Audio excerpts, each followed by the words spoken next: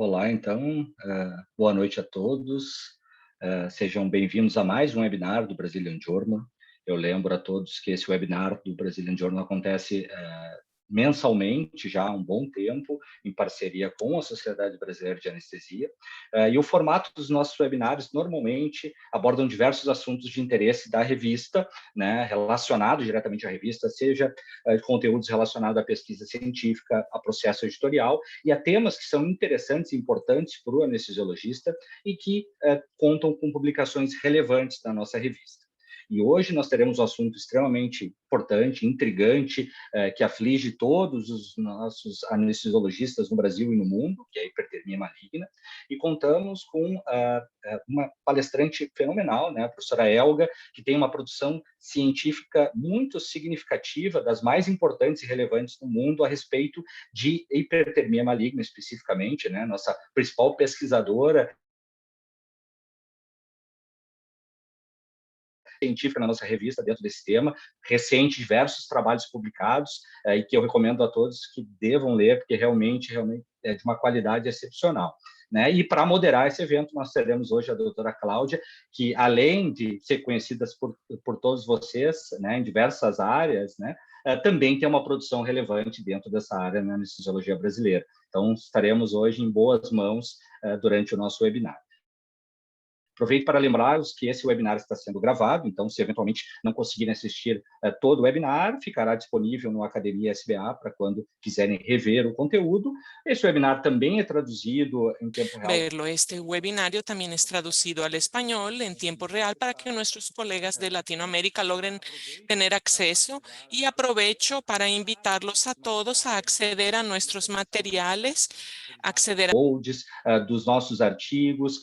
Lembro a vocês que o principal enfoque da revista é a produção e a publicação, né, de conteúdo científico, de artigos científicos, mas que a revista tem participado cada vez mais de outras áreas da divulgação científica, do processo científico, como a publicação de materiais nas redes sociais. Então, convido vocês a participar e a compartilhar o nosso conteúdo nas redes, seguir as nossas redes de YouTube, Instagram, Facebook, Twitter, compartilhar o nosso material, que é realmente um material de muita qualidade e mesmo nível, talvez até melhor que muitas revistas de primeira linha na área da anestesiologia, pelo que nós temos visto, em termos de produção de material, compartilhamento de material. Convido vocês também a curtirem nossos podcasts. Sempre a gente tem produzido materiais muito relevantes de temas, de artigos publicados pela revista e curtir os nossos webinários como esse de hoje.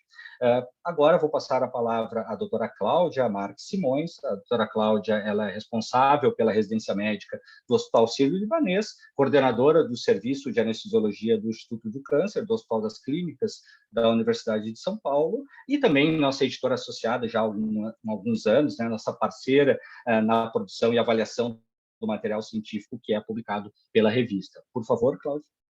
Muito obrigada, André. É um prazer estar aqui por vários motivos. Primeiro, por ser um webinar da Abidjan, que eu acho que esse espaço é um espaço essencial para trazer as publicações, trazer a nossa produção nacional. E no tema de hoje eu sou, sei lá, eu ia falar duplamente, triplamente, mas eu sou muito suspeita, por vários motivos. Porque eu comecei a ter contato com anestesia com hipertermia maligna, então começa por aí o meu conflito de interesse. Mas o conflito de interesse da revista, porque eu acho que um outro ponto que é muito importante de nós destacarmos aqui é ter dados nacionais, né? Qual a incidência de hipertermia maligna no Brasil? Quais os tipos de casos que nós temos? E aí eu vou já aproveitar e passar a palavra aqui para a professora Helga, que é alguém que eu admiro demais, que eu tive a oportunidade de conhecer quando eu estava lá na graduação médica ainda, né? Quando eu tive um contato inicial com o professor Zé Luiz Gomes do Amaral, com a professora Maria Ângela Tardelli, que é a nossa atual diretora científica, e já vi que a professora está aqui conosco também, para agradecer essa janela, essa porta que vocês abriram para mim na anestesia, porque talvez se eu não tivesse me encantado com hipertermia maligna, talvez eu não estivesse aqui hoje, né? Então, professora Helga, fica aqui o meu primeiro muito obrigado, tanto por ter me apresentado esse universo, né, da hipertermia maligna, quanto por estar aqui hoje e poder nos brindar um pouquinho com a palestra sobre as principais atualizações sobre o tema, né? A gente tem mudado alguns conceitos, entendido cada vez melhor, reconhecido cada vez mais E eu brinquei um pouquinho antes de nós começarmos com a doutora Helga, que eu sou uma ótima encaminhadora. Eu arranjo alguns pacientes para ela toda vez que eu fico sabendo de algum caso suspeito. Então, professora Helga, muitíssimo obrigada pela sua presença. Eu gostaria de passar a palavra para a senhora para nos brindar um pouquinho com a palestra de hoje. Muito obrigada, doutora André, doutora Cláudia, pelas gentis palavras. É para mim uma honra estar aqui nesse webinar do Brazilian Journal of Anesthesia, patrocinado pela SBA, e vendo tantos rostos amigos, em particular uma grande incentivadora, a professora Maria Ângela Tardelli, sempre nos impulsionando a produzir, mostrar o que o Brasil tem feito de bom na área de pesquisa científica. E acredito que essa equipe é muito responsável pelo progresso da revista e pelo fator de impacto que ela está alcançando ao redor do mundo.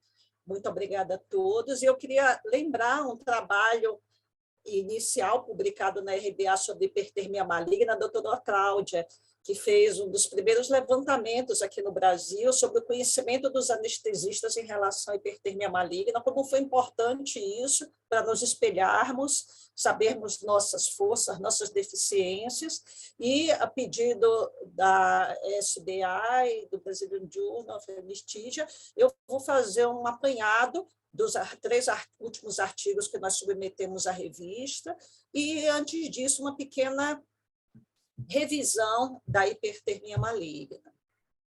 Ao final, nós vamos ter espaço para perguntas, como ressaltado no chat. As perguntas podem ser colocadas e nós vamos responder a todas no final. Então, dentro do tema de hoje, de atualizações em hipertermia maligna, nós vamos começar, inicialmente, falando dos conflitos de interesse. Então, eu recebi apoio a eventos científicos e pesquisa científica de vários órgãos que estão listados aqui. E, na aula de hoje, nós vamos falar um pouquinho da história, diagnóstico e tratamento da hipertermia maligna, descrever o funcionamento do CEDIM, o Centro de Estudo, Diagnóstico e Investigação de Hipertermia Maligna, comentando sobre o Hotline Brasileiro de Hipertermia, o diagnóstico com teste de contratura muscular, anatomopatológico muscular, genética, nosso esforço para a educação continuada dos profissionais e, finalmente, vamos falar dos 3 artigos que enfocam o impacto da suspeita de hipertermia maligna na vida dos pacientes, quais são os fatores preditivos do teste de contratura muscular positivo e uma investigação da fadiga, depressão e atividade física dos pacientes com hipertermia maligna.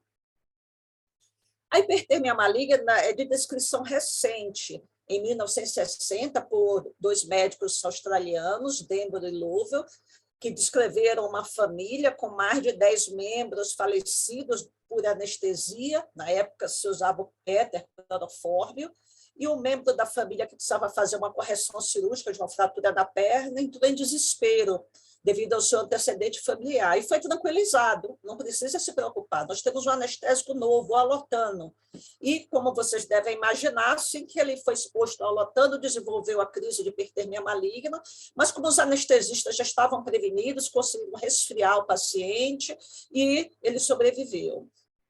Isso originou a primeira publicação do caráter genético hereditário da síndrome. 6 anos depois foi descrito o modelo porcino de hipertermia maligna. 10 anos depois, constatou-se que havia um aumento de uma enzima muscular creatinoquinase nas famílias com hipertermia maligna, e um grupo canadense descreveu uma contratura anormal do músculo in vitro após ser exposto à cafeína. 1 ano depois, o grupo britânico descreveu essa mesma contratura anormal após alotano, e até hoje essa é a base do teste padrão para o diagnóstico. Em 75, iniciou-se o uso terapêutico do dantrolene, que até hoje é a droga de escolha para o tratamento. Em 83 e 89, se formaram, respectivamente, os grupos europeu e norte-americano de hipertermia maligna, responsáveis por agregar os laboratórios interessados na investigação de hipertermia maligna e padronizar os testes de investigação. E em 91, 31 anos depois da descoberta e descrição da primeira síndrome, descobriu-se que a maior parte das famílias possuíam mutações no gene rianodina, responsável pela liberação de cálcio na fibra muscular. Em paralelo a esse desenvolvimento ao redor do mundo, como estava a situação no Brasil? Nós temos o primeiro relato na Revista Brasileira de Anestesiologia, em 1975, por Pereira e colaboradores. Em 1990, a Amaral, na Unifesp, implanta o serviço de atendimento telefônico 24 horas para hipertermia maligna e, por um esforço conjunto de indústria farmacêutica, academia e sociedade de anestesia, conseguiu-se um kit de dantrolene para as regionais. Em 1992, é montado o primeiro centro diagnóstico no Rio de Janeiro, utilizando o protocolo norte-americano. Em 93, a professora Espíndola, na Universidade Federal de Santa Catarina, implanta um programa e registro de hipertermia maligna, responsável por investigar várias famílias acometidas por hipertermia maligna no sul do Brasil.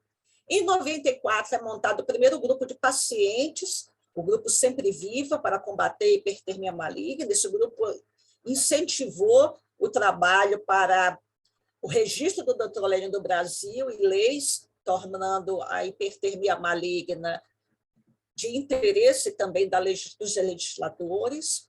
Em 97, nós criamos o primeiro centro que usa o protocolo europeu na América Latina, inicialmente na USP, com verba da FAPESP. E em 99, a Cristal iniciou a fabricação do dantrolene no Brasil. Em 2002, o laboratório foi transferido para a Unifesp, então o serviço do hotline e o serviço do teste de contratura pelo protocolo europeu em São Paulo, a partir de então, se situaram na Unifesp, formando um grupo multidisciplinar. E em 2002, na época, o governador Geraldo Alckmin, no governo de São Paulo, sancionou uma lei tornando o dantrolene obrigatório em todos os hospitais que usam agentes desencadeantes no estado de São Paulo, bem como tornando a hipertermia maligna uma doença de notificação obrigatória. A hipertermia maligna é melhor descrita como uma doença farmacogenética. Então, o indivíduo geneticamente suscetível desenvolve a síndrome quando exposto a qualquer um dos halogenados, alotano, isoflurano, servo, desflurano, influrano, ou ao bloqueador neuromuscular despolarizante succinilcolina. É uma doença autossômica dominante, cada membro da família tem 50% de chance de ter o mesmo problema, e a incidência da mutação na população geral chega a 1 para cada 400 indivíduos. Então, a presença da mutação na população não é rara, mas a crise de hipertermia maligna, sim, ela ocorre 1 a cada 10.000 a 1 a 100.000 anestesias, a depender do país. No Hospital São Paulo, nós temos uma média de 2,2 eventos de hipertermia maligna a cada 10.000 anestesias. Por que essa discrepância entre a incidência da mutação e a incidência da crise? Muitos pacientes vão passar sua vida inteira sem nunca serem anestesiados, ou vão ser anestesiados com anestesia local, espinal, bloqueios, ou até mesmo eles não desencadeiam a crise na primeira exposição aos anestésicos. Em virtude dessa discrepância, recentemente, o grupo canadense, liderado por Riase, publicou uma pesquisa bastante interessante, onde se pesquisaram eventos que pudessem ter sido gatilhos para a crise de hipertermia maligna durante a anestesia.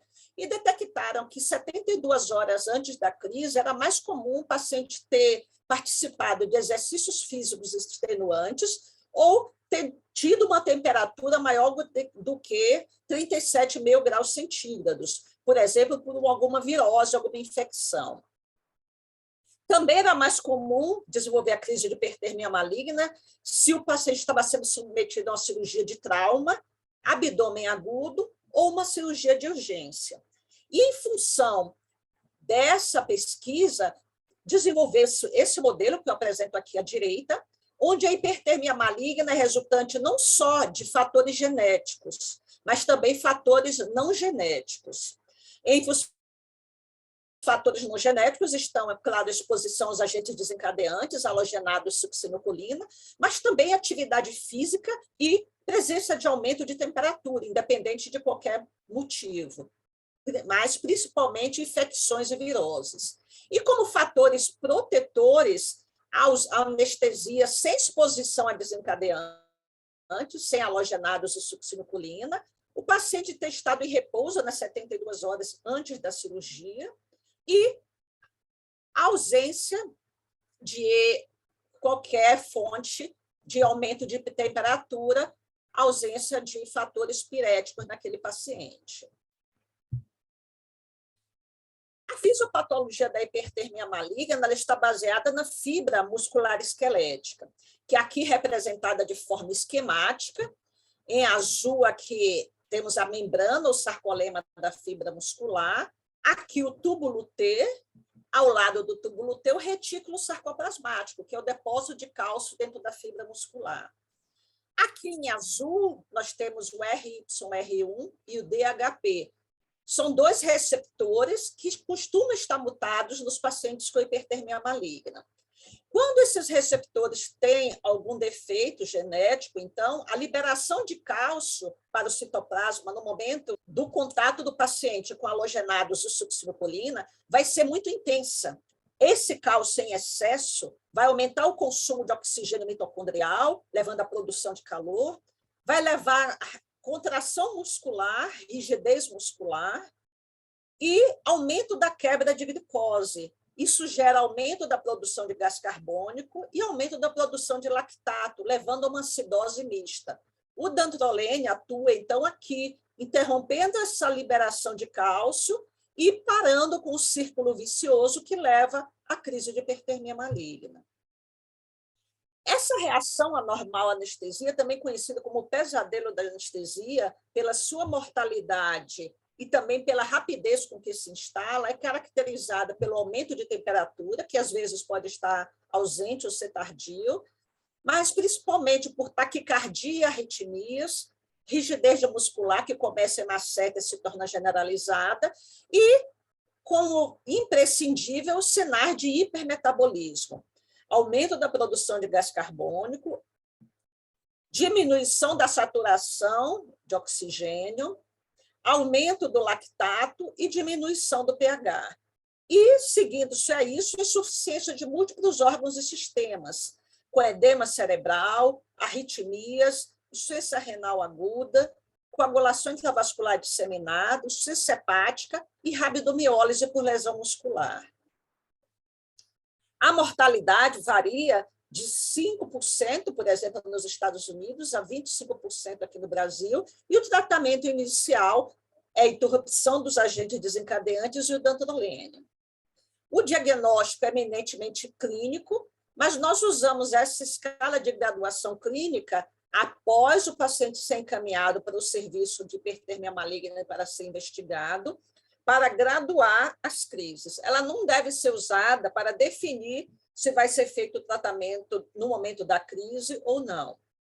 E os processos fisiopatológicos que nós pontuamos são o músculo, rigidez ou destruição muscular, sinais de rabdomiólise, a acidose, como diminuição do pH, presença de acidose metabólica e ou respiratória, e a resposta dessa acidose à administração do dantrolene, a hipertermia, alterações do ritmo cardíaco, de taquicardia até arritmias, presença de antecedente pessoal ou familiar de hipertermia maligna e um CK pré-operatório já elevado. Com essa pontuação, nós classificamos a crise de quase impossível a quase certa. O diagnóstico diferencial da crise de hipertermia maligna, ela envolve situações anestésicas cirúrgicas, como hipoventilação, a hipertermia iatrogênica pelo aquecimento excessivo do paciente, hipnose e analgesia insuficientes e, por exemplo, insuflação do abdômen com gás carbônico durante cirurgias laparoscópicas, que podem levar à difusão do gás carbônico pelos tecidos e aumento da detecção de gás carbônico pelo capnógrafo. Temos fatores endócrinos que podem simular a hipertermia maligna, como tireotoxicose, feocromocitoma e lesão hipotalâmica. Fatores infecciosos e inflamatórios, então, infecção, bacteremia perioperatória, reação pós-transfusional,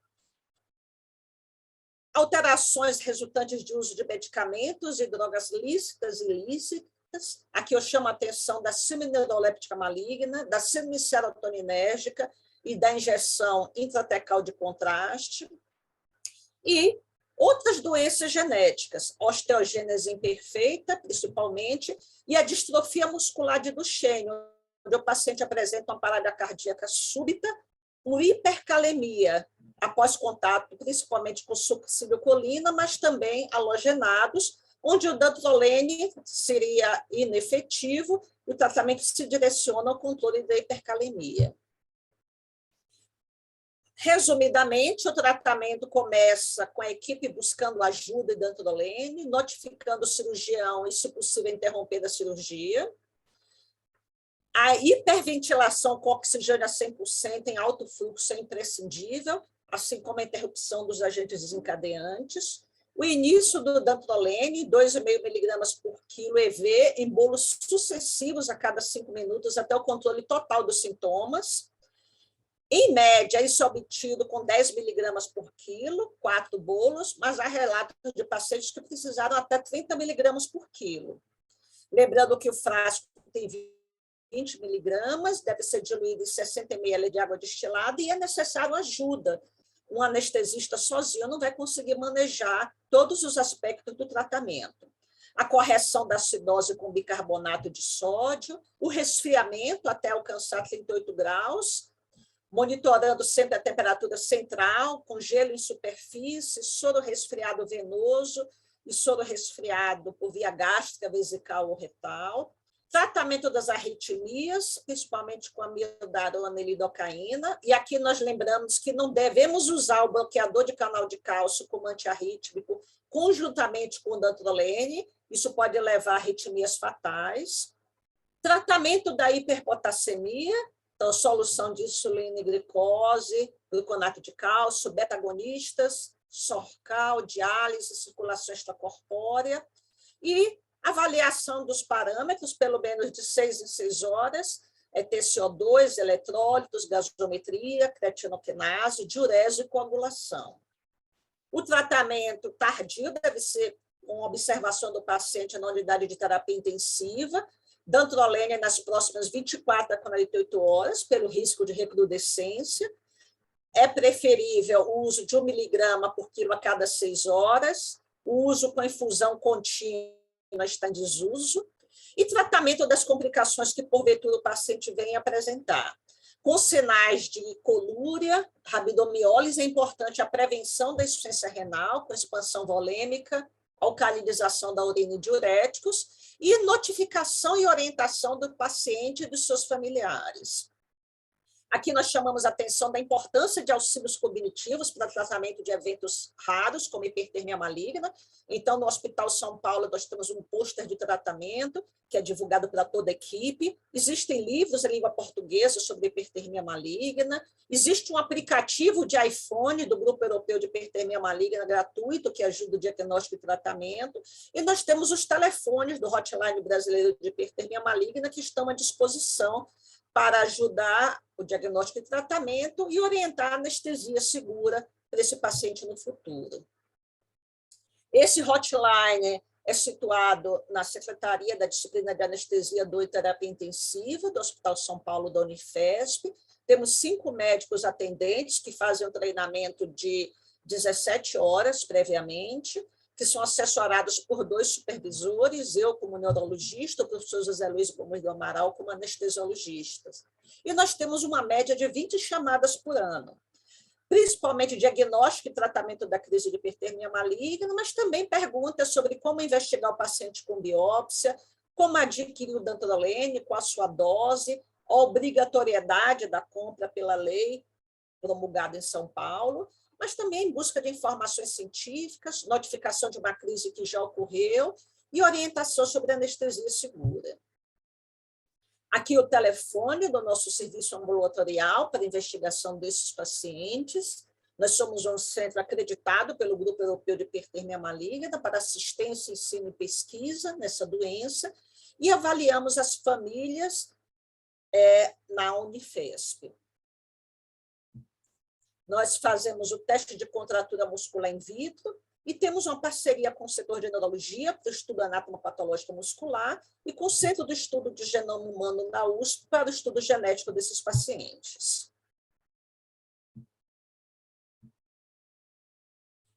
O teste de contratura muscular in vitro, ele é um teste padrão ouro, mas é um teste invasivo, ele necessita de uma biópsia muscular sob anestesia, deve-se seguir um protocolo que é rígido, tanto no protocolo europeu como no norte-americano, mas em ambos os protocolos o músculo é estimulado com cafeína ou alotano vaporizado na cuba in vitro.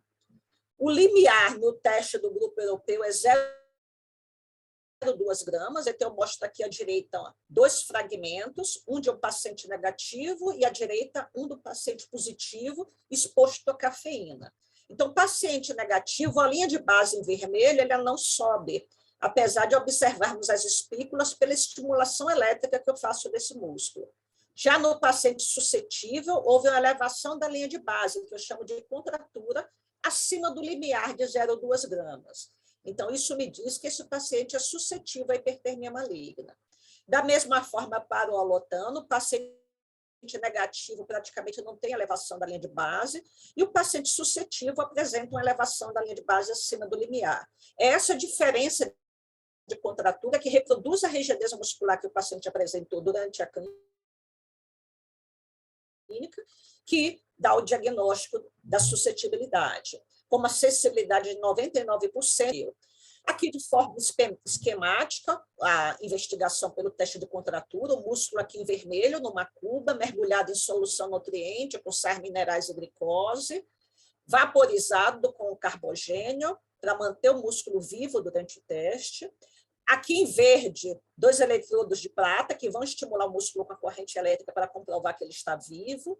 Um termostato, que aquece essa parede dupla para manter o músculo a 37 graus.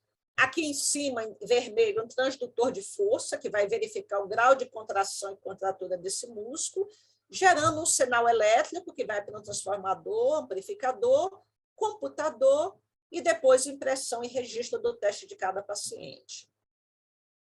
A investigação laboratorial continua no nosso centro com o estudo microscópico desse músculo, procurando miopatias associadas à hipertermia maligna. Esses pacientes com hipertermia, hoje sabemos que 50% deles têm aumento de CK, mas o CK normal não exclui a suscetibilidade, e eles apresentam várias miopatias estruturais. A principal delas é a miopatia central core.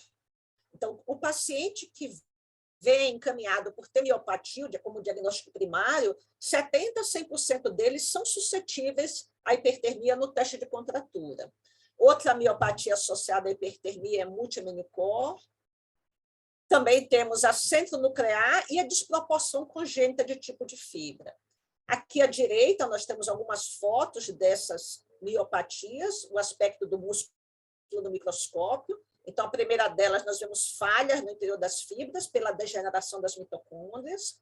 Na centronuclear, o núcleo se desloca para o centro da fibra, que é como mostrado na seta branca. E na desproporção congênita de tipo de fibra, as fibras tipo 2 glicolíticas são bem maiores do que as fibras tipo 1 oxidativas. Mais recentemente, raros pacientes foram descritos com miopatias ligadas a mutações no gene da ryanodina, se expressando como uniformidade de fibras tipo 1, então ausência de fibras tipo 2 no músculo, e uma miopatia com bastões, chamada miopatia nemalênica.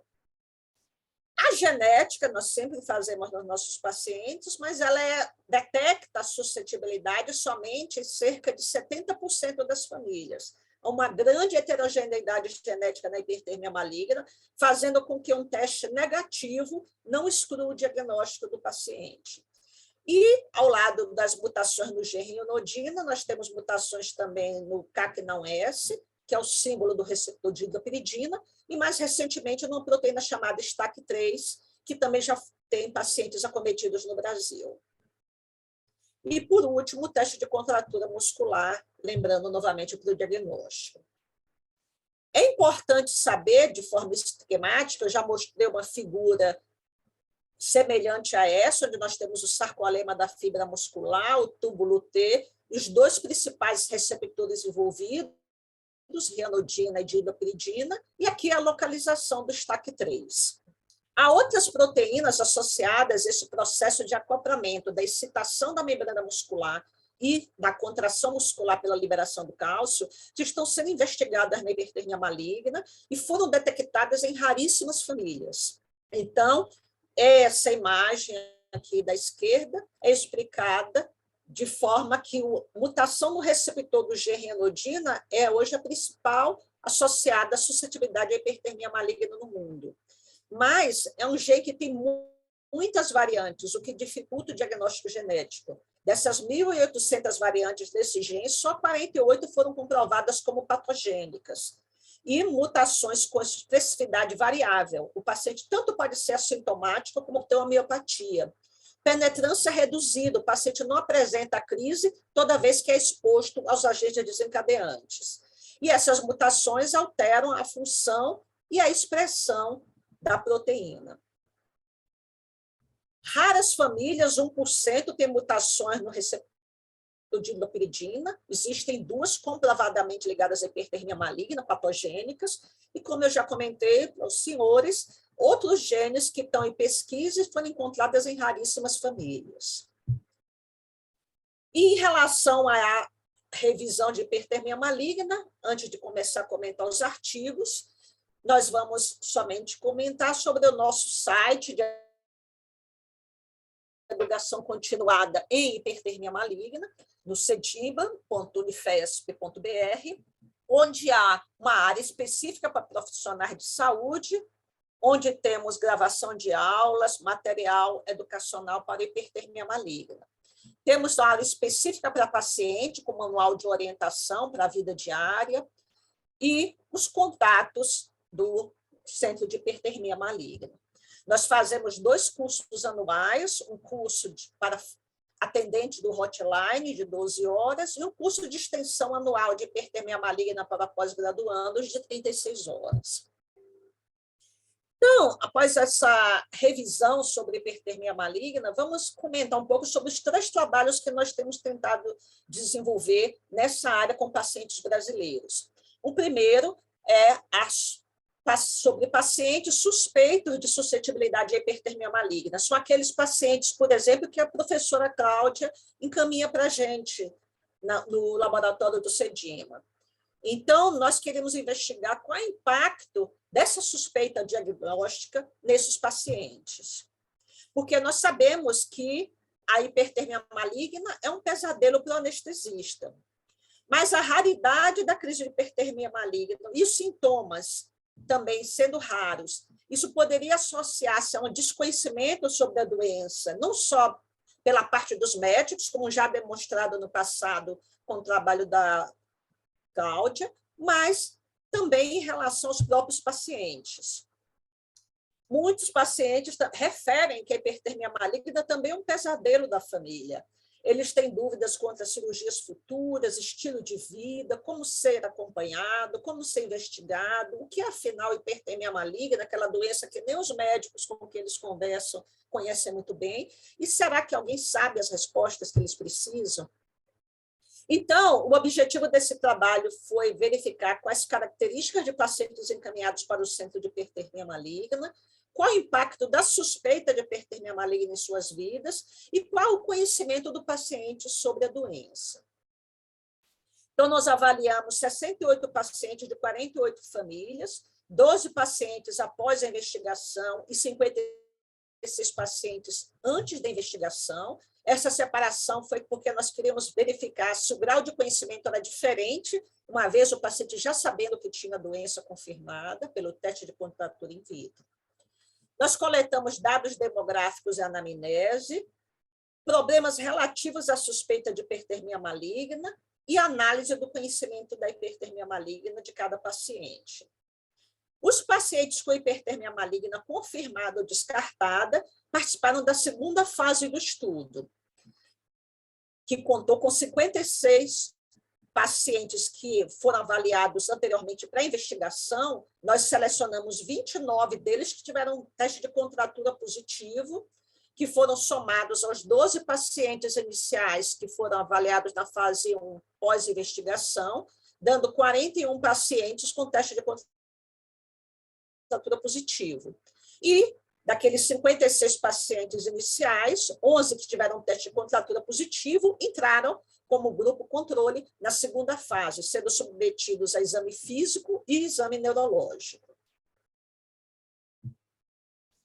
A média de idade dos pacientes encaminhados para o centro de hipertermia maligna é de 38 anos. Então, aqui a gente lembra que essa faixa dos pacientes encaminhados é mais alta do que a faixa etária de pacientes que apresentam a crise, porque nós só fazemos a investigação a partir dos 10 anos de idade. 60% são mulheres, lembrando aqui que a crise de hipertermia maligna é mais comum em homens, mas as mulheres, elas se dispõem mais a fazer investigação. Temos 29% dos pacientes afro-brasileiros, 1% ameríndios, 69% autotitulados brancos. Lembrando aqui, então, que a hipertermia maligna não é exclusiva de descendentes de europeus. Apenas 14% da nossa amostra tinha alguma ascendência europeia, mesmo que distante. Uma coisa preocupante nessa investigação é quando nós perguntávamos sobre esses antecedentes médicos, nenhum paciente referiu a hipertermia maligna como um problema de saúde. Eles enxergavam mais a hipertermia maligna como um risco e não como uma doença. Isso talvez pode explicar o fato de alguns pacientes esquecerem de contar ao anestesista que eles têm história familiar de hipertermia maligna. 85% tinham anestesia prévia sem intercorrências, lembrando e reforçando que uma anestesia prévia sem sintomas de hipertermia maligna não significa que o paciente não é suscetível. Um dado interessante que foi descrito já na corte canadense é uma maior incidência de diabetes mellitus nos pacientes com hipertermia maligna, ligado a problemas de liberação de insulina no pâncreas, também decorrentes da mutação no gene renodina. E uma maior incidência de cardiopatia em relação ao descrito na população brasileira. Então, cada vez mais é uma tendência de enxergar a hipertermia maligna não só como um evento pontual, uma crise durante a anestesia, mas a doença crônica que pode acompanhar o paciente durante toda a sua vida. As 48 famílias investigadas foram encaminhadas principalmente, 64,6%, por hipertermia maligna anestésica. 12 famílias nós investigamos o caso índice que sobreviveu à crise. Em 19 famílias investigamos 37 parentes de primeiro grau. 7 famílias foram encaminhadas por queixa de elevação idiopática de creatinoquinase, geralmente pacientes detectados durante o screening antes de uso de estatinas, e 10 pacientes por miopatias relacionadas ao gene renodina, com risco de hipertermia maligna. O grupo suscetível à hipertermia maligna, das 48 famílias, representou 60% de positividade, uma média semelhante ao resto do mundo, 16,6% não suscetíveis e 22% ainda não investigados. A taxa de suscetibilidade à hipertermia maligna do grupo encaminhado por hipertermia maligna anestésica variou de 75% nos casos índices a quase 50% nos familiares. Nos pacientes encaminhados por elevação idiopática de CK, a frequência de suscetibilidade à hipertermia maligna foi quase 90%, e nos encaminhados por miopatia de 50%. Os procedimentos cirúrgicos associados às 34 crises de hipertermia maligna que motivaram a vinda dessas famílias para o centro de investigação foram principalmente gastrointestinais e urológicas, seguidas por cirurgias ortopédicas, tireoidectomia, adenoidectomia ou amidalectomia, cirurgia oral e maxilofacial, excisão de nódulos, cirurgias oftalmológicas, e cirurgias neurológicas.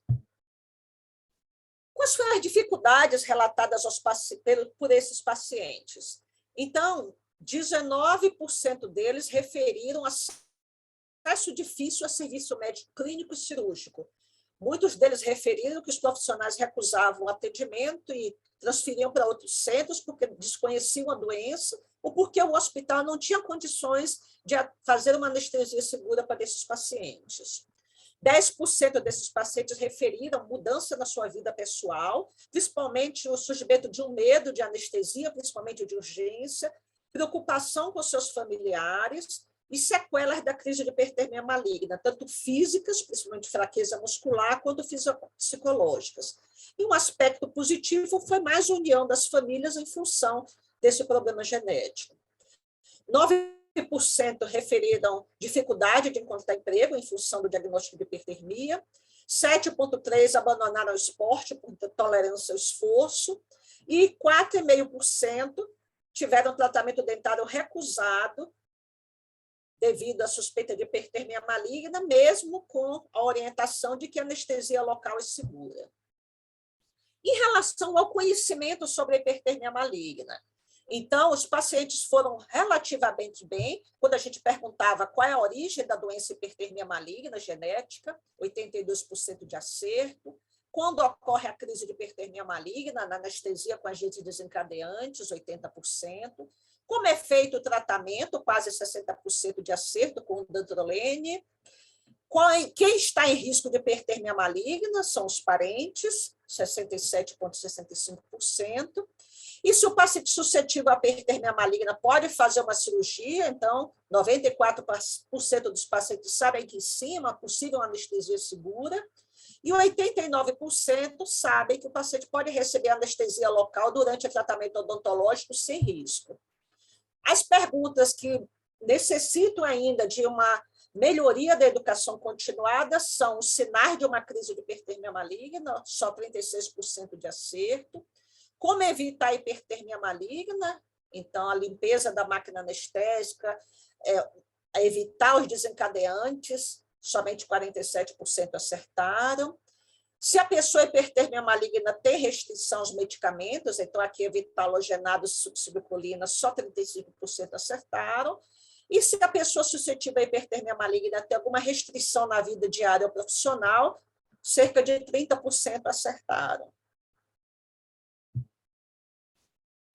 Em relação à avaliação física, então, é a segunda fase do estudo, quais eram as alterações nesses pacientes? Então, não houve diferença significante entre o grupo suscetível à hipertermia maligna e o grupo negativo, possivelmente devido ao tamanho da amostra, relativamente pequeno, mas notamos algumas tendências de um maior IMC nos pacientes suscetíveis à hipertermia maligna, mais hipertrofia muscular e hipoestesia. Esses pacientes, muitos deles têm luxações crônicas de patela, principalmente, joelho, e necessitam fazer cirurgias corretivas, e alguns deles ficaram com hipoestesia por lesão de nervos no trajeto da cirurgia.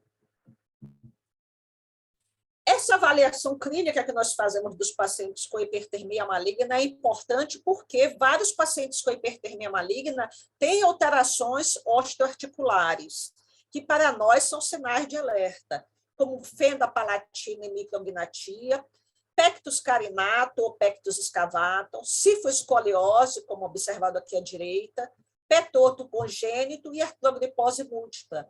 E alterações congênitas, como estrabismo, pitose palpebral, hérnia umbilical e hérnia inguinal. E sabemos que vários fenótipos estão ligados à hipertermia maligna.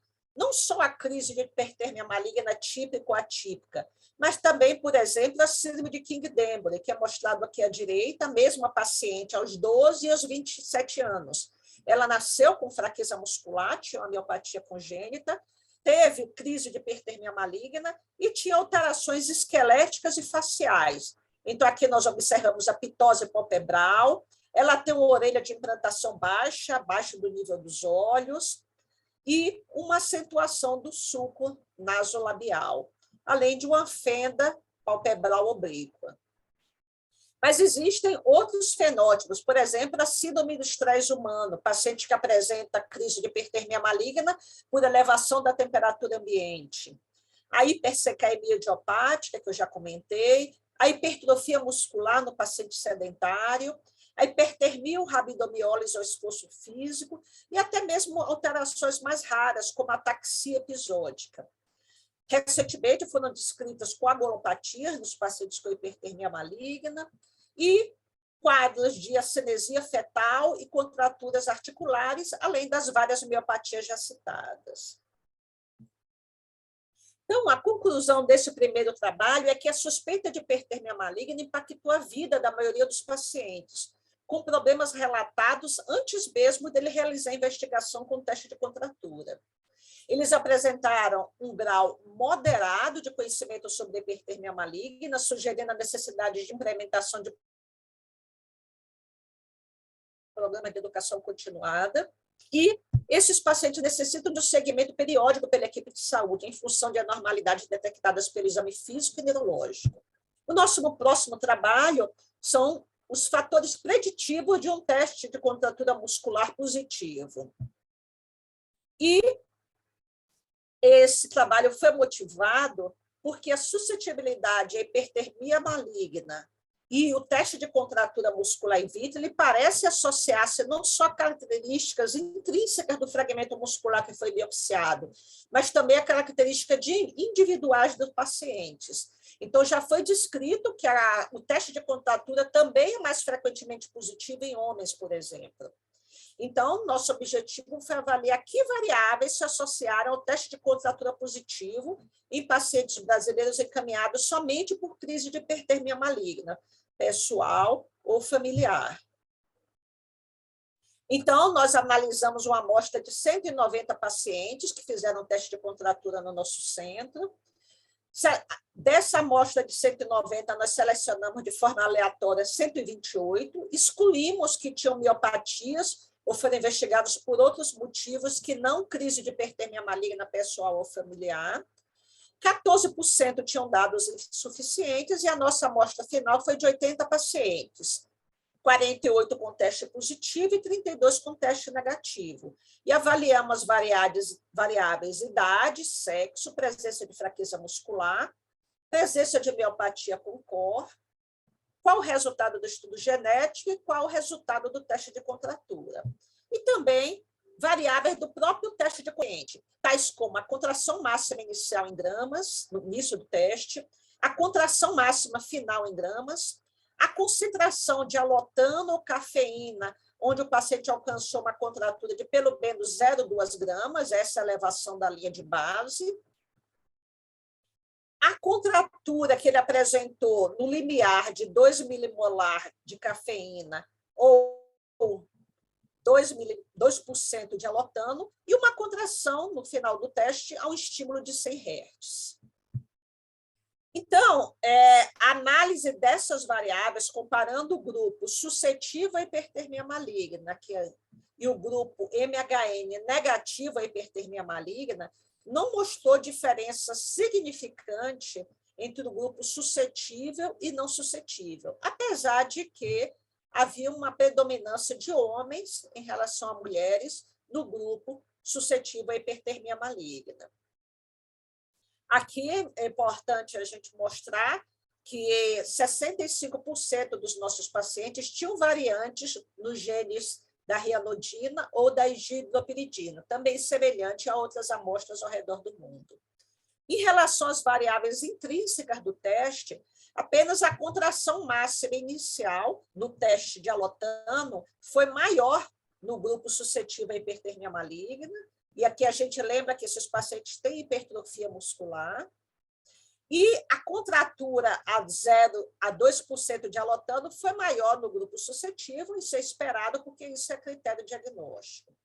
No teste com a cafeína, nós tivemos uma contração máxima final menor no grupo suscetível e uma resposta ao tétano também menor pelo esgotamento da reserva energética resultante de uma contratura muscular que o paciente suscetível apresenta, bem como a concentração de cafeína na contratura de 0,2 gramas, ela foi também diferente, menor no grupo suscetível, o que é esperado, que é o critério diagnóstico.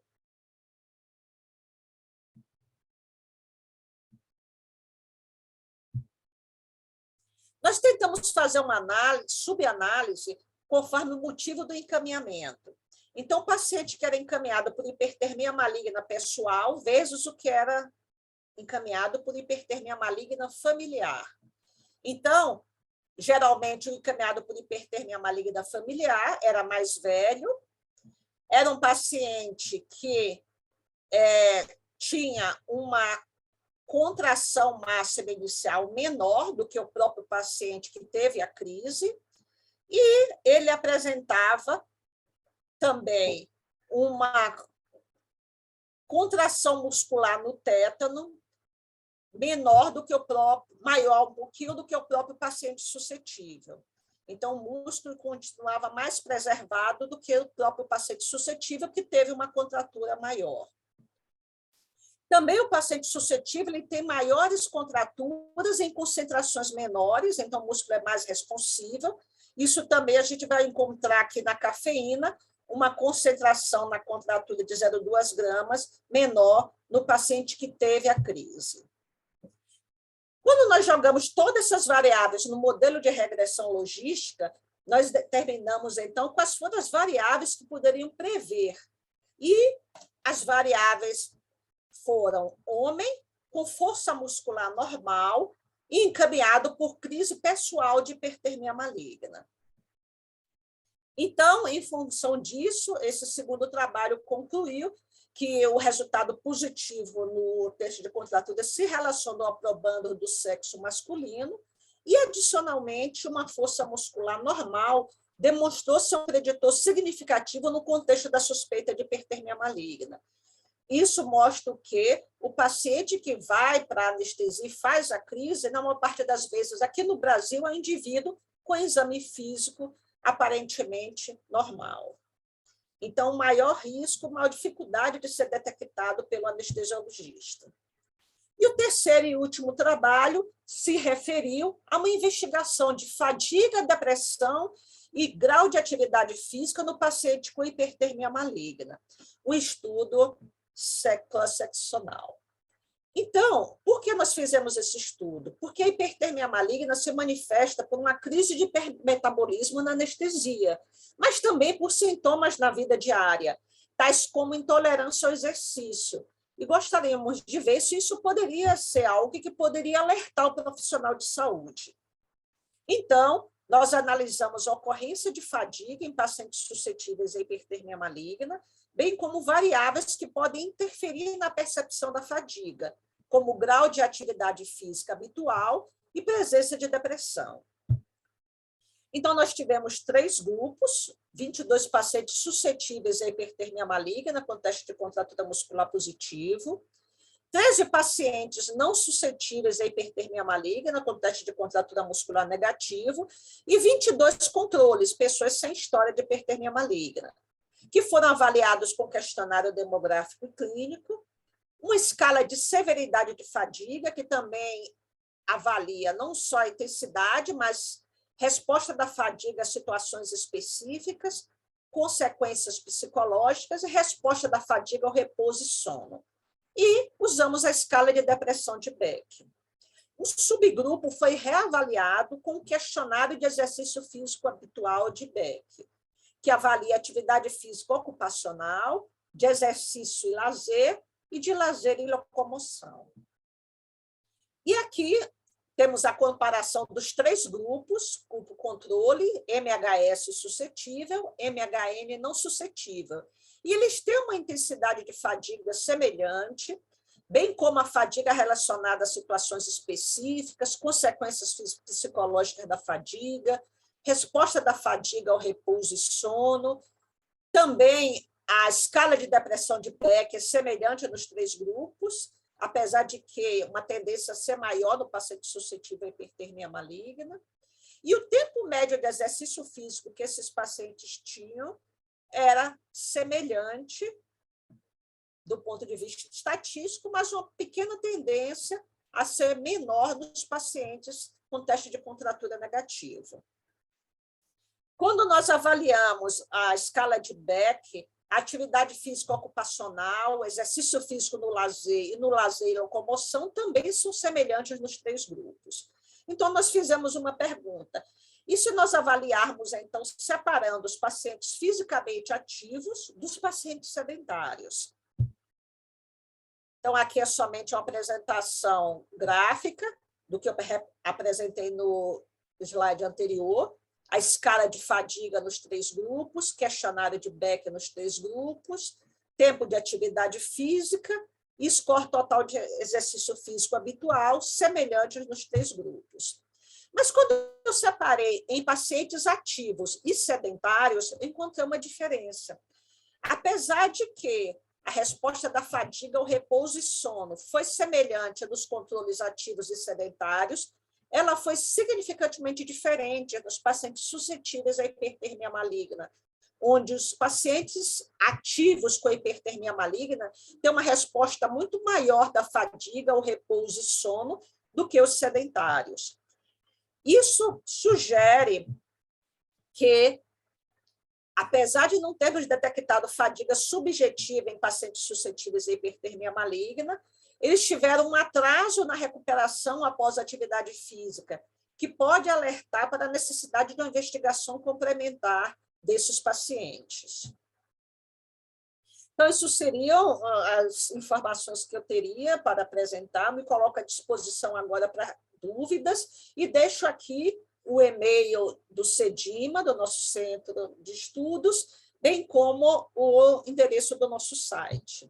E agradeço mais uma vez ao todo o grupo que organizou esse webinar e ao Brazilian Journal of Anesthesia. Excelente palestra, professora Helga. Eu sou, como falei no início, eu sou suspeitíssima. Acho que a senhora trouxe uma visão ótima. E assim, eu queria, antes de passar aqui para as dúvidas, a gente já tem algumas perguntas, eu queria chamar a atenção de uma coisa que eu aprendi com a senhora nos primeiros contatos que a gente teve. A importância do exame físico e do olhar além daqueles sinais clássicos do intraoperatório descritos da anestesia.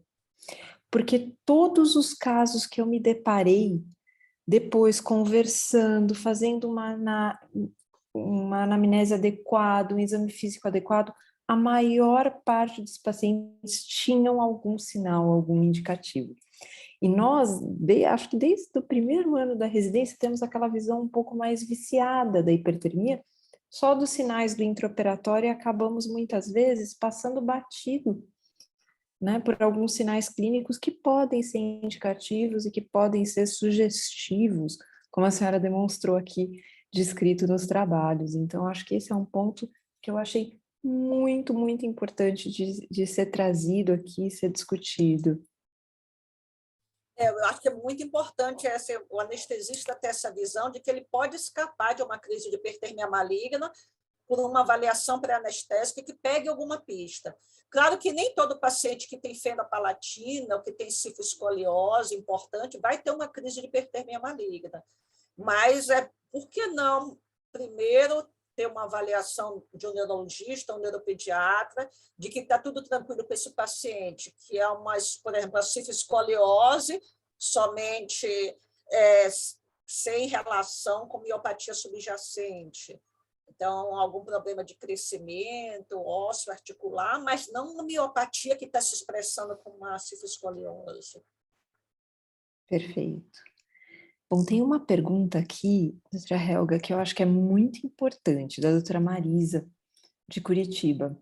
Ela coloca que ela mora em Curitiba e teve um paciente suspeito para hipertermia maligna. E teve muita dificuldade na realização da biópsia, por conta dos valores de deslocamento, e o paciente acabou não realizando. E ela gostaria de fazer, ela coloca aqui, gostaria de fazer saber provavelmente dos estados que fazem o exame, como proceder para melhorar a adesão à realização do exame, já que em Curitiba não existe. Certo. Então, aqui no Brasil, nós dispomos de uma estrutura chamada tratamento fora de domicílio. Então, depende muito de cada prefeitura. O médico do paciente pode fazer uma solicitação ao posto de saúde, ao SUS, e o paciente vai solicitar um auxílio para passagem, para o deslocamento e a hospedagem, onde ele precisa fazer investigação. Isso é fornecido quando existe um centro único, poucos centros no Brasil que fazem investigação. Então, nós temos alguns pacientes que têm conseguido passagem e hospedagem, inclusive passagem de avião, para poder fazer investigação. O teste de contratura feito aqui na Unifesp, o paciente escolhe como ele quer fazer o teste. Então, no momento que ele entra em contato, nós dizemos, o senhor pode fazer o teste pelo SUS, pelo convênio, ou particular, fica a seu critério. Então, muitos pacientes com convênio particular optam por causa do conforto, fica num quarto, tem mais a parte de hotelaria. Mas os pacientes que fazem pelo SUS é o mesmo atendimento e a gente faz a mesma investigação. A nossa única limitação é a genética, que nós fazemos quando temos verba de pesquisa para genética, e nem sempre nós temos essa verba. Então, só temos a verba para um paciente por família. Então, essa realmente é um exame que, por enquanto, o paciente faz por conta própria, e até o meu conhecimento não era coberto pelo SUS o sequenciamento de última geração, que é o exame ideal para a investigação de doenças neuromusculares. Eu acho que esse é um ponto muito importante, porque eu acho que essa dúvida que a doutora Marisa trouxe deve ser a dúvida de, na verdade, muitas pessoas de muitos outros estados, né? E mesmo de São Paulo, porque muitas vezes eu já recebi inúmeros pacientes que, não, eu quero ir fazer uma biópsia no Einstein, no Sírio. Não adianta, né? Porque a gente tem toda a questão da viabilidade, do tempo para a realização, da estrutura. Então, eu acho que esse é um ponto muito importante, primeiro, de divulgar. Pouquíssimas pessoas sabem da questão do tratamento fora do domicílio, né? Então, a pessoa não estar em São Paulo, próxima à Unifesp ou CEDIMA, não é uma limitação, desde que se conheça o caminho. E como muitas vezes os pacientes não conhecem, eu acho que é uma função nossa também, né? A partir do momento que nós explicamos, fizemos a suspeita diagnóstica, de dar o caminho das pedras, né? Para que ele possa, porque muitos pacientes querem ter aquela segurança, querem ter a certeza do diagnóstico ou exclusão, eles têm essa vontade de fazer, ter indicação, e eles têm como ter acesso a isso através aqui de uma instituição, né, uma possibilidade que é o tratamento fora de domicílio. Eu até coloquei aqui no chat, só para vocês saberem qual que é a portaria que normatiza, que eu acho que essa é uma informação interessante, para de repente ter à mão e passar aí para os pacientes. Uma vez o paciente tendo o formulário que é preenchido pelo médico de origem, esse formulário é mandado para a gente pelo nosso e-mail, nós marcamos o agendamento, devolvemos para o paciente, e quando o paciente chega e termina de fazer a biópsia, nós preenchemos o relatório de retorno do paciente ao seu domicílio. Então, parece um sistema muito organizado, funciona muito bem, mas a limitação é a quantidade de recursos de cada prefeitura. A gente sabe que o caminho não é muitas vezes tão simples, mas ele existe. Acho que isso que é importante de deixar descrito. Doutora Helga, eu queria fazer uma pergunta que me mandaram aqui em off, que é uma pergunta que eu acho que é bem frequente.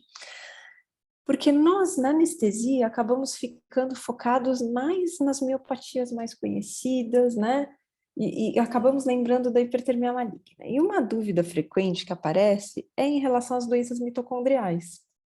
Se eu me deparar com um paciente com uma doença mitocondrial, ele tem maior risco de ter hipertermia maligna e eu devo modificar a minha técnica anestésica? Eu não devo usar inalatório? A senhora pode comentar um pouquinho?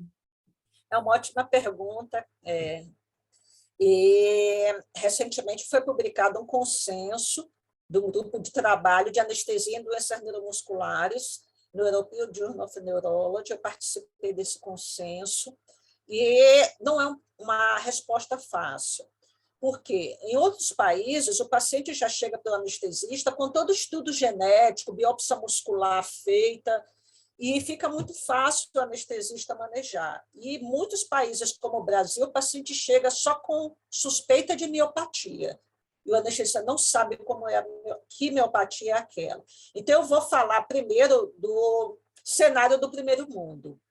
Então, nós estamos lá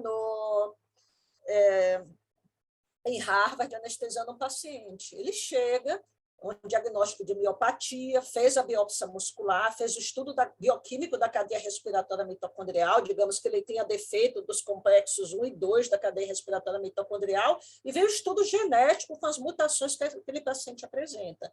Não há dúvida de que é uma doença mitocondrial. E qual é a anestesia ideal? Esse paciente não tem risco nenhum de hipertermia maligna. Então, esse paciente deve-se evitar o propofol dele, porque o propofol é uma droga que bloqueia a cadeia respiratória mitocondrial e pode levar a uma crise metabólica nesse paciente. Apesar de haver relatos na literatura de pacientes com miopatia mitocondrial anestesiados com propofol, a gente tem que lembrar que a miopatia mitocondrial é um mundo de síndromes e de doenças. Cada uma delas tem um defeito diferente na mitocôndria, compromete de uma forma diferente a cadeia respiratória mitocondrial. Então, o que pode ter dado certo para um paciente pode não dar certo para outro. Então, o consenso na miopatia mitocondrial é evitar propofol.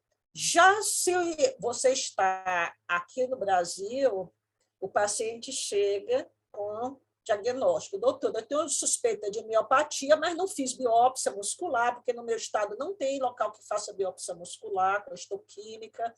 Não é suficiente uma biópsia muscular com parafina HE para dar diagnóstico de miopatia. Muito menos eu tenho estudo genético, que é caro, eu não vou conseguir fazer. Então, eu tenho uma miopatia, mas não sei qual é a miopatia. E aí, a dúvida que vai aparecer na cabeça do anestesista é uma hipertermia, uma miopatia ligada à hipertermia maligna, uma miopatia congênita, ou é um paciente com miopatia mitocondrial? Se for uma miopatia congênita, onde a principal causa é sempre mutação do gene renodina ligada à hipertermia maligna, eu não vou usar logenado succinilcolina e o propofol vai ser a minha grande ajuda. Mas e se for uma miopatia mitocondrial? Eu não vou usar propofol, vou usar halogenado e halogenado. Succinilcolina eu não uso em nenhum paciente com doença muscular, é proscrito. Então, foi muito discutido isso no grupo de trabalho, e uma pista que eles deram, mas que não é 100%, que a gente colocou no artigo, é a seguinte: geralmente o paciente com doença mitocondrial é uma doença multissistêmica. Quando é criança, principalmente, há encefalopatia associada, com crises convulsivas, atraso do desenvolvimento motor, e, às vezes, atraso do desenvolvimento psíquico, até mesmo regressão do desenvolvimento dessa criança. Ela chega com acidose metabólica já, pode ter cardiopatia, retinopatia, nefropatia associada, hepatopatia. Então, é um caso difícil. Então, isso dá pistas de que essa criança pode ter uma miopatia mitocondrial. Já nas miopatias congênitas, você não tem esse caráter multissistêmico. É uma criança com atraso de desenvolvimento motor, mas com cognição normal e sem outros comemorativos em outros sistemas. Então, nesse primeiro paciente com sinais de miopatia mitocondrial, você iria usar halogenado e succinilcolina, e no paciente com miopatia congênita, você usaria o seu propofol. Perfeito. Acho que esse é um ponto muito importante, porque nós ficamos, às vezes, com muito receio, né? O paciente vem com um diagnóstico de miopatia, qualquer que seja, e muitas vezes os colegas pensam em uma linha muito retilínea, né? Então, Exato. Eu achei muito importante trazer, principalmente agora que existe o consenso recente, para lembrar que muitas vezes o que a gente acha que vai ser uma anestesia protetora nem sempre vai ser tão protetora assim, né? Então, acho que esse é um ponto bem importante de ser lembrado. Doutora Helga, eu queria fazer mais uma pergunta. Na verdade, agora saindo um pouquinho do quadro clínico e indo um pouquinho mais para a prática, para o dia a dia. A gente tem, assim, aqui mais de 60 pessoas acompanhando conosco, provavelmente pessoas dos mais diferentes locais do Brasil. E, infelizmente, a gente sabe que a legislação aqui em São Paulo foi um pouquinho mais avançada, né? Começou um pouquinho antes, começou a cobrar um pouquinho antes, e eu vou resgatar um pouquinho da minha vivência lá atrás, quando eu fiz aquele estudo inicial que a senhora comentou que foi publicado na Abidjan. Naquela época, né, não tinha tão fácil acesso à internet, então a gente fazia pesquisa no telefone, né? A gente ligava para hospital por hospital, para perguntar se tinha estoque de dantrolene, se não tinha, quantos frascos tinham. E eu lembro que naquela época eu fiquei chocada com as respostas que eu ouvi, né? Porque eu ouvi de tudo, desde o hospital que tinha estoque adequado e completo, até o hospital que tinha frasco unitário, passando por todas as variáveis que vocês puderem imaginar. E a gente sabe que, infelizmente, ainda hoje é uma realidade alguns hospitais não terem a preocupação de ter o dantrolene estocado, né? Queria pedir para a senhora comentar um pouquinho essa situação. Nós estamos seguros tendo uma caixa de dantrolene com 12 frascos? Né? Só reforçar um pouquinho isso, da vivência que a senhora tem, dos casos que a senhora acompanhou. Em média, o que a senhora tem visto? As pessoas ficaram seguras com isso? Precisaram de doses adicionais? A senhora tem alguma história relacionada a isso? Acho que é bem importante. Infelizmente, a gente tem várias histórias do paciente que recebeu dose insuficiente do dantrolene porque acabou o estoque do hospital. Então, você nunca pode confiar num kit incompleto.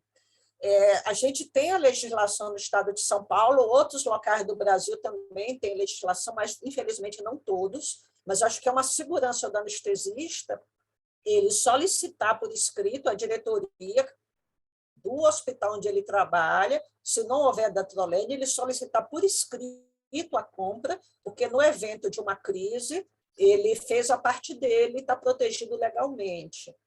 A gente vê que muitas famílias chegam para a investigação extremamente revoltadas e a frase que a gente mais ouve é: o anestesista matou meu parente. Então, nunca é o diretor administrativo, nunca é o diretor clínico, sempre quem está à frente do problema acaba sendo o anestesista. E eu acho que o profissional pode se defender se ele tem uma solicitação por escrito feita à diretoria.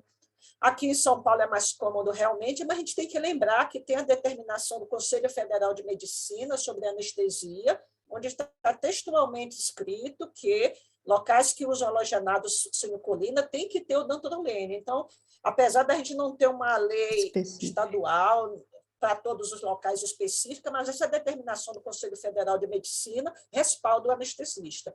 E sim, temos pacientes que fizeram uma dose de dantrolene, não tinha mais dantrolene, a crise evoluiu e eles morreram. Então, um adulto saudável, de 70 quilos, por exemplo, 2,5 miligramas por quilo, se ele for fazer 4 bolos, vai precisar do kit de 36 frascos. E a gente tem que lembrar também a epidemia de obesidade que está chegando no Brasil também. Então, o dantrolene é feito pelo peso real do paciente. Então, é uma droga lipofílica. Então, você pode precisar de mais do que 3 caixas de dantrolene para um paciente obeso. Então, recentemente, nós publicamos no Canadian Journal of Anesthesia um paciente que usou 17 miligramas por quilo de dantrolene e acabou falecendo. Então, ele é um paciente, era obeso, tinha mais de 100 quilos, e não é difícil a gente encontrar esses pacientes hoje em dia fazendo cirurgias bariátricas. Então, o ideal seria que você tivesse os 3 kits, que são 3 kits de 12 frascos, 36 frascos, mas também onde conseguir mais dantrolene, se por acaso você tiver com um paciente com obesidade no hospital. O consenso para a dantrolene do Grupo Europeu de Hipertermia Maligna sugere para uma segurança total 60 frascos, exatamente em função dos pacientes com obesidade que nós temos encontrado.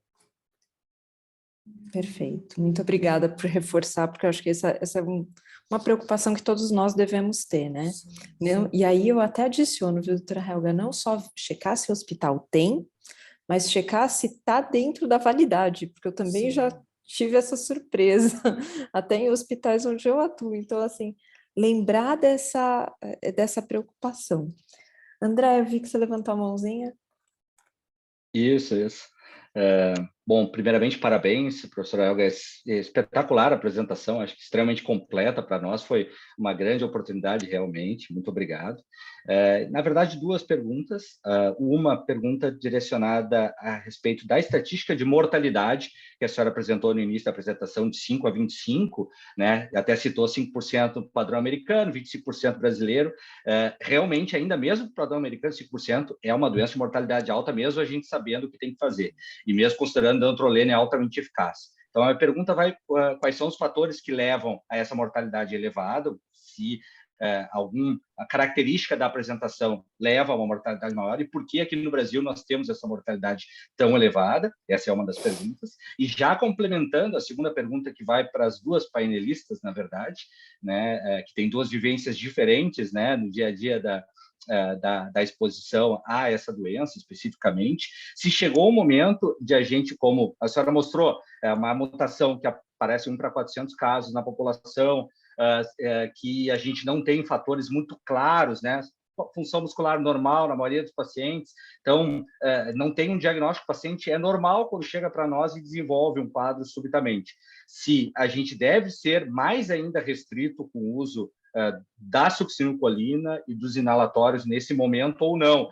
Isso seria pelo número de apresentação, a apresentação da doença ser mais rara, a gente ainda deve utilizar, lembrando que aqui no Brasil, principalmente, o uso dos inalatórios é a maioria ainda, né, e ainda é extremamente usada a succinilcolina no dia a dia, na maior parte dos hospitais brasileiros, então isso é uma realidade que vocês passariam de mensagem a respeito dessas fármacos. Eu vou começar falando da succinilcolina. Então, eu sempre brinco que no paraíso dos neurologistas não existe succinilcolina. Né? Então, assim, todo paciente com doença neuromuscular deve ter uma carta, eu falo isso quando eu dou aula para os neurologistas, dizendo que ele não pode usar succinilcolina em hipótese alguma. Qualquer paciente que parecer para um anestesista com fraqueza muscular, ele já vai tirar a succinilcolina do carrinho. Independente se é decorrente de um AVC, de uma lesão de nervo periférico, ou de uma doença neuromuscular, a succinilcolina está proscrita, o consenso também mundial de anestesia em doenças neuromusculares tirou até de miastenia, que antigamente era usado, eles estão recomendando que mesmo na miastenia você não use a succinilcolina, porque alguns pacientes têm fraqueza muscular associada e esse músculo é mais propenso a romper, fazer rabdomiólise quando usa succinilcolina. Em relação aos halogenados, a gente sabe que tem muitos trabalhos mostrando benefício a longo prazo quando a anestesia é feita com halogenados. Então, é uma medicação boa, num contexto adequado. Então, eu não usaria os halogenados somente quando há realmente história de hipertermia maligna ou de doenças neuromusculares, como distrofias musculares, que o halogenado pode provocar uma rabdomiólise fatal, que é a rabdomiólise associada à anestesia. Seria nesse contexto específico. Não sei se a professora Cláudia quer comentar mais alguma coisa. Eu vou muito nessa linha também, Helga. Eu acho só que a única consideração que vale a pena a gente fazer é que, infelizmente, a gente não tem tantas alternativas em todos os lugares. Então, eu ouso dizer que a nossa conduta ela tem que ser sempre direcionada. Eu concordo com a senhora em gênero, número e grau. Paciente com qualquer alteração neuromuscular, seja qual for a causa, risca a succinilcolina da lista. Não dá nem para arriscar. No entanto, naquele paciente que não tem nenhuma doença neuromuscular, não tem nenhum antecedente, e você muitas vezes não tem outra droga que seria tão boa quanto, teria um início de ação tão rápido quanto a succinilcolina para uma sequência rápida de intubação, e você precisa de uma sequência rápida de intubação, eu não vejo que nós devemos descartar totalmente a succinilcolina. Por isso, a grande importância da avaliação pré. Eu acho que a gente volta aqui para esse screening que tem que ser direcionado, eu acho que assim, ele tem que contemplar, porque muitas vezes fraqueza muscular não é algo que a gente pergunta ativamente. Eu acho que esse é o problema. Nem fadiga, né? Pois é, eu já tive paciente que no pós-operatório, depois de uma suspeita, aí sim ele relatou. E eu fazendo a leitura crítica, né, o debriefing comigo mesma, né, do que eu podia ter feito diferente, eu não perguntei ativamente. Então, eu acho que talvez a gente se doutrinar a lembrar que é um sintoma importante. Né? Nós vamos bloquear a junção neuromuscular, por que não investigar como esse paciente está antes? Por que não perguntar isso antes, né? E o inalatório, eu concordo também, se não é um paciente que tem a suspeita, ele é uma droga que tem muito benefício. E aqui eu vou usar um minutinho bem rapidinho só para compartilhar um caso que eu tive. Que eu tive um paciente que era uma criança de 5 anos, do sexo masculino, que não tinha antecedente relatado, de novo, né, a importância da avaliação pré-operatória, nenhum. Ele veio para uma correção de estrabismo, e eu estava com um equipamento de anestesia bem antigo, bem precário, criança morrendo de medo, nós induzimos inalatório, não tinha nenhuma história sugestiva, foi o que eu fiz. Começou a cirurgia, eu mantendo a criança com sevoflurano, na época era o que eu tinha usado, ele começou a fazer um aumento de CO2, assim, super importante, foi para 60, 65, e eu não queria acreditar, né, eu falei, não deve ser, deve estar, estou viciada, né. Aí começou a ficar taquicárdia, eu falei, não, acho que é o aparelho de anestesia, vamos trocar o aparelho. Troquei o aparelho, tudo igual. Gasometria, era aquilo mesmo. Na hora que eu colhi a gasometria, já veio com 80 de CO2. Falei, não, tá, agora acabou a brincadeira, né? Então, desliga o inalatório na hora, já pedi dantrolene na hora para trazer para a sala. Felizmente, foi uma crise frustra, né, que acabou interrompendo. Essa criança até foi depois para diagnóstico lá para o CEDIM e tudo mais. Mas só lembrar aqui que, assim, tem algum sinal, eu sempre lembro de um slide que o professor Zé Luiz colocava muitas vezes para terminar a aula dele, assim, pense hipertermia maligna. Você tem um sintoma, um sinal, que pode ser, pense que acredite que é.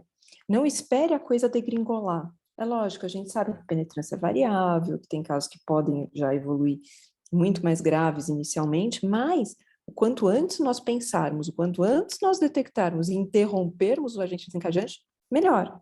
E os inalatórios que nós utilizamos hoje em dia, basicamente o sevoflurano, a gente sabe que tem um potencial de desencadeamento um pouco mais suave, né? Não é tão intenso quanto outros agentes. E lembrando de tudo isso, com uma boa avaliação pré-operatória, acho que nós temos condição de usar com segurança e são drogas muito versáteis, né? São sem dúvida. E uma coisa interessante é que, em relação à succinilcolina, quando eu estou dando aula ao sexto ano, eu sempre trago um caso clínico de rabdomiólise por COVID. Aí eu pergunto, pronto, o paciente está na UTI, piorou, vai precisar entubar. Como vocês vão fazer essa sequência rápida? E todo mundo fala, para succinilcolina. Eu digo, não, olha a rabdomiólise ali, ou curônia, faz alguma outra coisa. Não vai se arriscar. Mas assim, eu não sou contra a succinilcolina, é excelente droga, mas assim, acho que o anestesista tem que ter em mente que tem um grupo de pacientes que podem fazer rabdomiólise, grande queimado, por exemplo, o paciente que está em mobilidade. Então, para esses pacientes, infelizmente, não pode ser usado mesmo. Uma coisa interessante que está ocorrendo já nos Estados Unidos em relação à medicina personalizada é que eles estão fazendo screening genético, sequenciamento do exoma no pré-operatório. É um teste em alguns hospitais e eles têm pego não só pacientes com hipertermia maligna, mas também com déficit de colinesterase, arritmias catecolaminérgicas. Então, a proposta deles é que o benefício de você pegar esses problemas antes da anestesia seriam maiores do que o investimento que você vai fazer de fazer o sequenciamento genético de todos os pacientes. Ainda não é uma realidade aqui no Brasil, mas lá nos Estados Unidos você já recebe o paciente com exoma. Uau, esse é o nosso sonho, né? Tanto a resistência ao opioide, resistência a beta-bloqueador, beta-adrenérgico. Então, um dia vai chegar aqui no Brasil, mas, como a doutora Cláudia falou, são as pistas. Então, assim, todos os pacientes que eu faço anamnese lá, eu faço anamnese direcionada, que a gente pergunta tudo. Então, tem alguém na família com alteração osteoarticular, com fraqueza muscular, com miopatia, com deformidade, com estrabismo, com pé torto, alguém que morreu durante o exercício, alguém que teve problema com anestesia. E assim, a gente pergunta tantas vezes, de tantas formas, que eu não me lembro de um caso que tinha tido não para tudo. Sempre você acha algum probleminha na família. Aquele tio distante que tinha um pé torto congênito, usou bota ortopédica na infância. Então, assim, dos casos mais recentes, um paciente que foi para apendicectomia e apresentou a crise. Quando a família chegou, contou, ele teve pé torto congênito na infância e disseram que teve aumento de temperatura na anestesia. Mas ele chegou já com a apendicite, nunca ia lembrar de falar isso para o anestesista. Um caso no hospital do rim, transplante de rim, o paciente teve a crise, perdeu o transplante. Quando eu fui conversar com ele na UTI, alguém da família tem fraqueza muscular.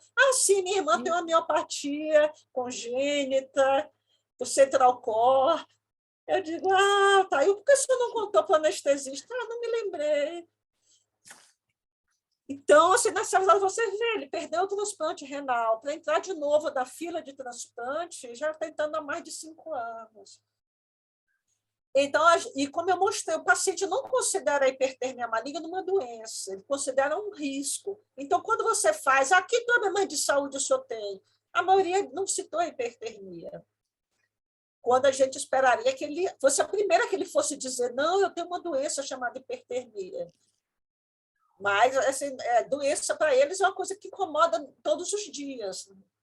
O diabetes, que você tem que tomar remédio todo dia, a hipertensão, que você tem que tomar remédio todo dia. Não é hipertermia maligna que só incomoda quando vai para anestesia. Então, casos trágicos também. Um adolescente que foi para... teve um trauma, foi para um transplante de córnea, e na cirurgia teve a crise e morreu. Aí, quando o pai chegou, a anestesista, infelizmente, o seu filho teve uma complicação, aí o pai falou, foi hipertermia, não foi? Aí o anestesista tomou até um susto, né? Mas como o senhor sabe? É porque o tio dele morreu aqui nesse mesmo hospital de hipertermia maligna, após ser baleado, mas como minha esposa morreu semana passada, eu estou nesse estresse do falecimento dela, eu me esqueci de contar que tinha esse problema na família. Então, os pacientes esquecem mesmo, e a gente tem que ser chato na avaliação pré-anestésica. Ela tem que acontecer e tem que ser chato, perguntar várias vezes, de várias formas. E acho que talvez um ponto importante, Helga, devem ter vários residentes também acompanhando aqui o seminário conosco, lembrar que não é porque o paciente já fez uma anestesia e não teve nenhuma crise, que é garantia que ele não tenha, que ele não seja suscetível, né? Exato. Como eu falei, 85% da nossa amostra já teve outras anestesias sem intercorrências. Mais comumente, na terceira anestesia que se manifesta, e como mostrou o trabalho canadense, a diferença entre ter a crise e não ter um paciente suscetível pode ser o que aconteceu com ele nas últimas 72 horas. Foi para um jogo de futebol com os amigos, ou teve uma virosezinha e depois melhorou, e ele não vai contar para o anestesista, porque ele não quer que suspenda a cirurgia.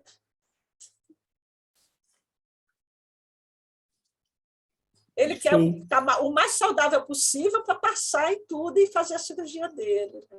Ele não sabe o risco.